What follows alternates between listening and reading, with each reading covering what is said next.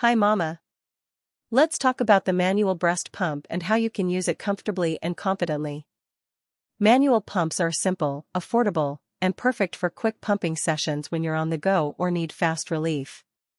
Start by washing your hands and making sure your pump is clean and ready.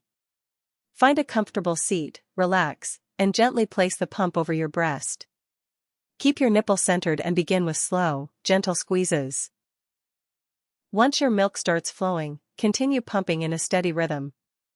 Remember, this should never hurt. Breastfeeding support should always feel kind to your body. When your milk slows, take a short break, switch sides, and continue. Most moms pump for about 10 to 15 minutes per breast. One of the best things about a manual pump is that it's quiet, easy to carry, and perfect for busy mom life.